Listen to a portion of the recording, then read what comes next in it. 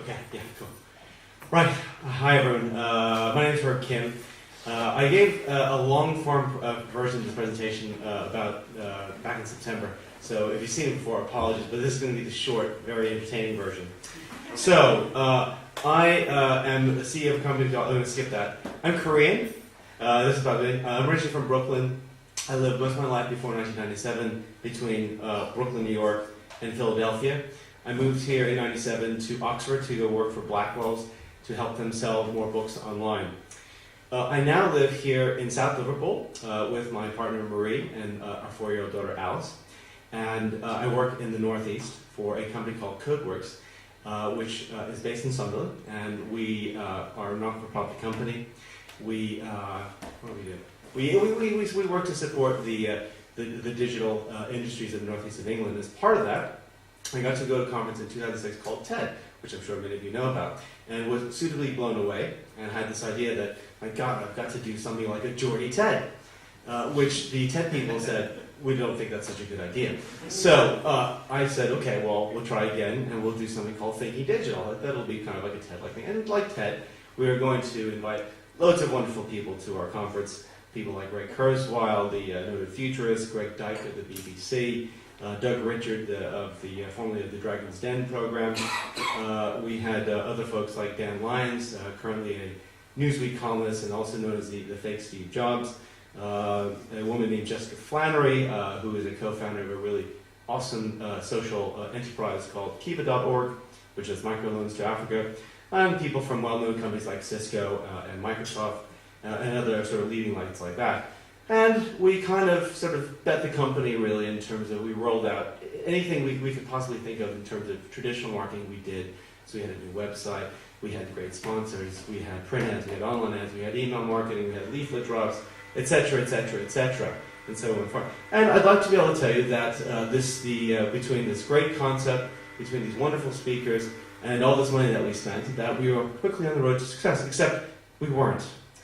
We were really looking a lot more like a bit of a train crash than like a great conference. And about 3 years ago, almost today, I counted this, we had a 375-person venue, and we sold 100 tickets with 5 weeks to go. So we were really shitting ourselves, yeah?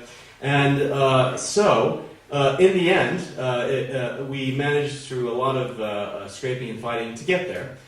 We didn't completely humiliate ourselves, we did survive.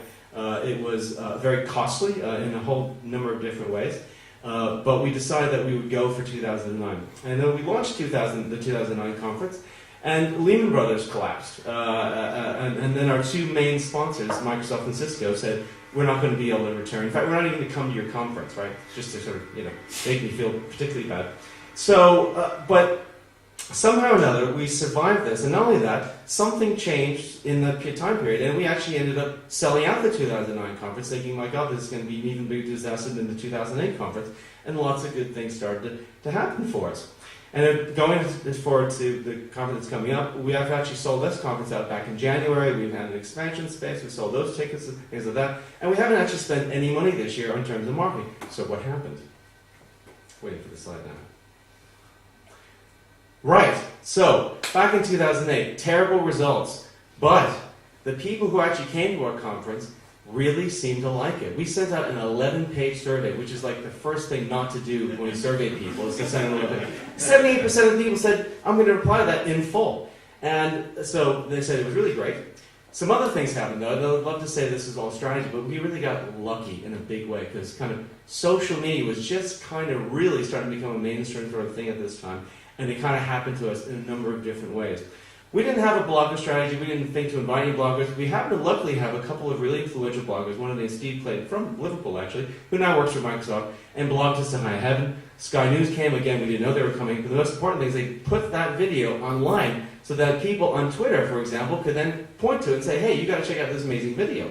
The other thing that happened on Twitter was that in 2008, 2009, Google was our #1 referring website. If you look at what happened on Twitter from 2008 to 2009, our traffic from there goes up by 700%. Twitter becomes the single most important thing that happens to us and saves my conference. So it suggests to me a future that is less about buzz and spin and more about great products, services, experiences, and people, and focusing on letting your community do your marketing for you. because there's going to be no other choice. That's me. I hope you enjoyed the story. This is, of course, where my various Twitter handles, if you would like to extend the conversation. Thanks very much for the time, and I look forward to speaking to you afterwards.